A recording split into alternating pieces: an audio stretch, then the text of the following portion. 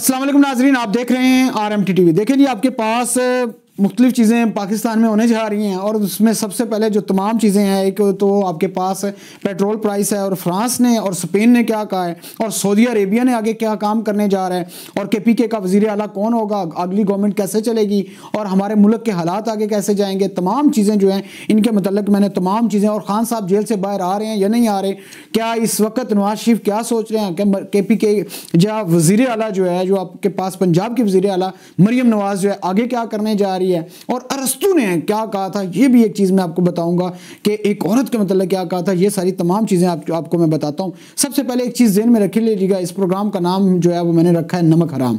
इसमें हम आपको बताएंगे कौन नमक हराम है, कौन काम ठीक कर रहा है, कौन गलत कर रहा है। अच्छा जी, सबसे पहले जी, आप कल रात के टाइम जो है आपके पास पाकिस्तानी कौम के ऊपर एक बम फेंका गया और वो बम क्या फेंका गया, पेट्रोल प्राइस बढ़ा दी गई है।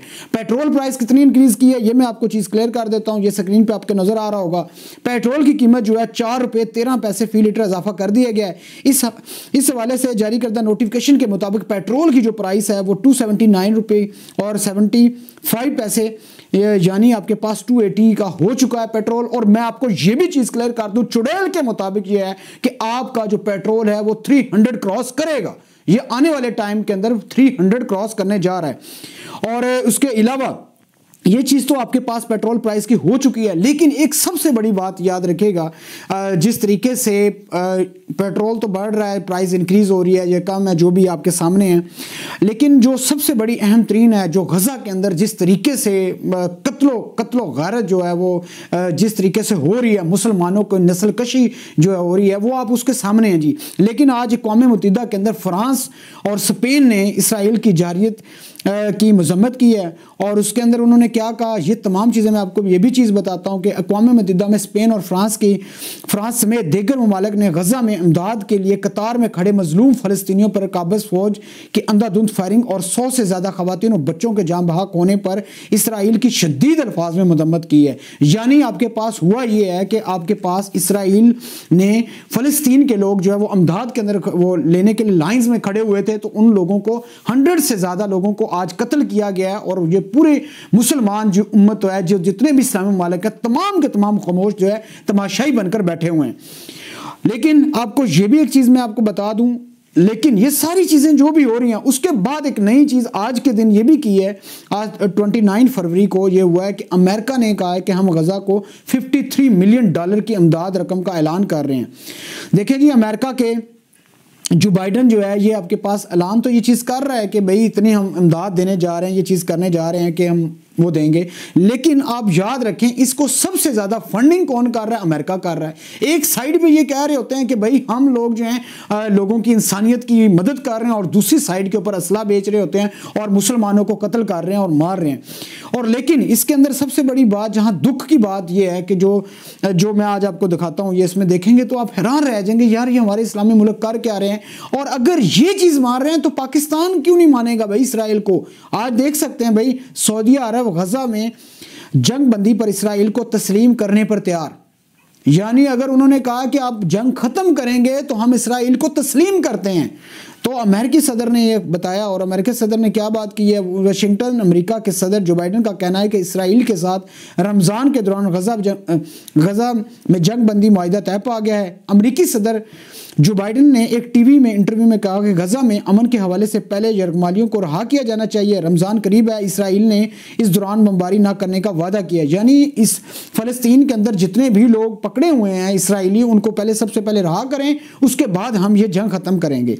और अमेरिकी सदर का मज़ीद कहना यह भी था कि जंग बंदी की सूरत में सऊदी अरब और दीगर ममालिक इसराइल को बतौर रियासत तस्लीम करने को तैयार हैं और गज़ा में जंग बंदी से इस समेत में आगे बढ़ने का मौका मिलेगा, जिस पर सऊदी अरब, उर्दन, मिस्र समेत दीगर ममालिक इसराइल को रियासत तस्लीम करने के लिए तैयार है।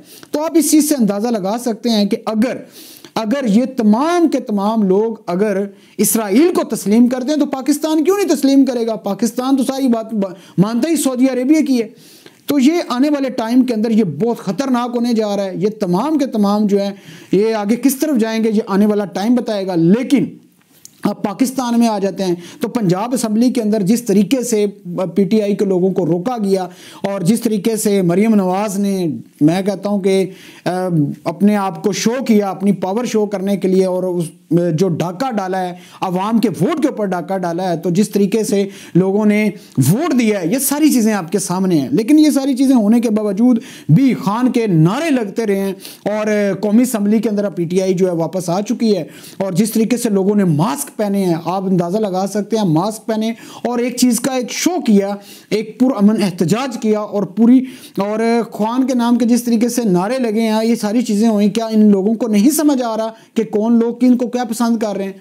और लोग ये कह रहे थे कि आईएमएफ को खत लिखा, भाई आईएमएफ को जो खत लिखा उसकी तफसील भी आपके सामने आ चुकी है।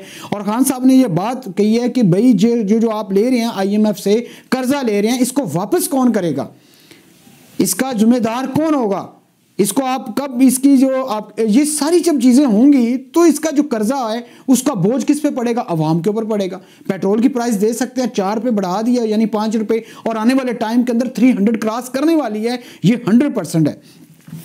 अच्छा, ये चीज़ भी होगी है। उसके अलावा आज देख सकते हैं केपीके के अली अमीन गंडापुर जो हैं जी, वो आपके पास वज़ीर आला बन चुके हैं और वहाँ पे भी खान साहब के जिस तरीके से नारे लगे और जिस तरीके से लोगों ने कह लो एहतजाज किया, वो सारी कौम ने देखा है। अब ये आने वाले टाइम के अंदर पता चलेगा कि भाई आगे क्या होगा। लेकिन केपीके के अंदर असम्बली में क्या हुआ, ये भी आपको मैं थोड़ा सा बता देता हूँ। पेशावर केपीके असम्बली के आज होने वाले इजलास में अली अमीन गंडापुर को वज़ीर आला मुंतखब कर लिया गया है। सूबाई असम्बली का इजलास स्पीकर बाबर सलीम स्वाति के ज़ेर सदारत में हुआ। दौरान इजलास इस अवान में मौजूदा अरकान और तहरीक इंसाफ के कारकुनों ने शदीद नारेबाजी की। इस मौके पर स्पीकर की जानब से बार बार खामोश रहने को कहा गया, ताहम कारकुन नारेबाजी करते रहे। केपीके असम्बली का इजलास तयशुदा वक्त से ताखीर से शुरू हुआ, ताहम अरकान की तादाद कम थी।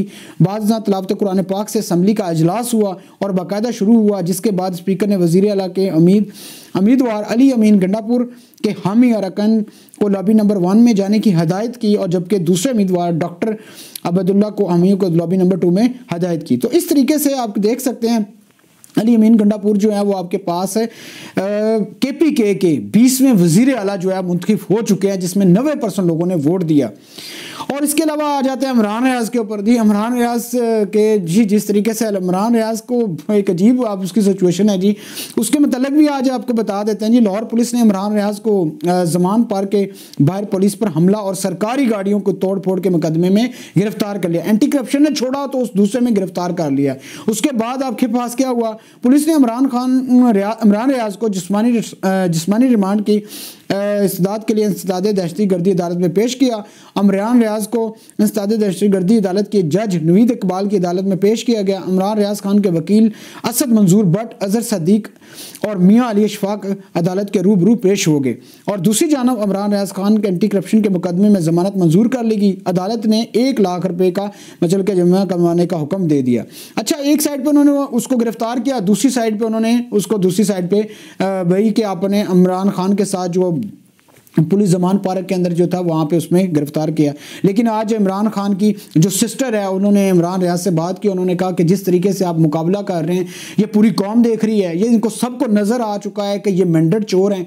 और जिस तरीके से आप ये भी देख सकते हैं कि पूरे पाकिस्तान के अंदर सिर्फ तमाम पार्टीज़ को छोड़ के सिर्फ पीटीआई को, सिर्फ और सिर्फ पीटीआई को आप देख सकते हैं क्या किया उन्होंने। सिंपल सी एक बात की है कि जितने भी हो सकते हैं यार वो निशान दिए और उसमें बैंगन भी दिया गया और लोगों ने ढूंढ के वोट डाले। तो ये सारी कौम को नजर आया कि आपके पास क्या हुआ है।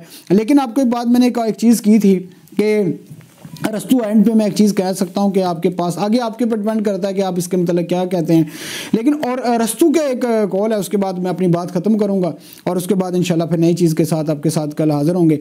और रस्तू ये कहता था कि हम ये तय कर सकते हैं हमने क्या बनना है। याद रखिएगा, रस्तू ये कहता था कि हम ये तय कर सकते हैं हमने क्या बनना है, हमने गुलाम बनना है या हमने आज़ाद कौम बनना है, ये आपके सामने है। लेकिन उसके बाद उसने ये औरत के मतलब क्या कहा था रस्तू ने, ये भी सुन लीजिएगा। रस्तू ने कहा था कि औरत की कुव्वत इरादी कमज़ोर होती है, औरत की कुव्वत इरादी कमज़ोर होती है। औरत का फ़र्ज़ है कि वह घर के काम काज करे और खारजी मामलात में मर्द के मुतीअ रहे, मर्द के मुताबिक जो है वो चले। और हमने तो पूरे का पूरा सूबा दे दिया है जी। आप देख सकते हैं पंजाब पूरा दे दिया, आगे अल्लाह ही वारिस है। आपने देखा होगा चढ़दा पंजाब, अब ये आगे जो है ना, ये वर्दा पंजाब नज़र आपको आएगा। और जिस तरीके से मामलात आपने ये लेके चलने हैं, जिस तरीके से ये पर्चियों वाली सरकार है, ये सारी कौम को नज़र आएगा कि कौन ठीक था कौन गलत था। लेकिन याद रखिएगा, अगर आपने आज नहीं बोले तो यकीन मानिएगा आपको मुस्तकबिल नहीं है। मरियम नवाज़ ने एक चीज़ अच्छी की है, उसने कहा कि भाई आपको हम लैपटॉप मांगेंगे तो लैपटॉप देंगे, आप पैड मांगेंगे तो पैड देंगे, लेकिन जॉब नहीं देंगे। लेकिन उन्होंने, मरियम नवाज़ ने यह भी कहा था कि हम 300 जो है यूनिट फ्री देंगे। कहाँ पे यूनिट फ्री हैं भाई, कब मिलेंगे? ये मुझे फेसबुक के पटवारी बताएंगे कि भाई आपको कब मिलेंगे। ये आने वाला टाइम भी बताएगा कि कौन ठीक था कौन गलत था। याद रखिएगा, बोलना ज़रूरी है। हम बोले तो पाकिस्तान बोलेगा, हम बदले तो पाकिस्तान बदलेगा। Thank you very much.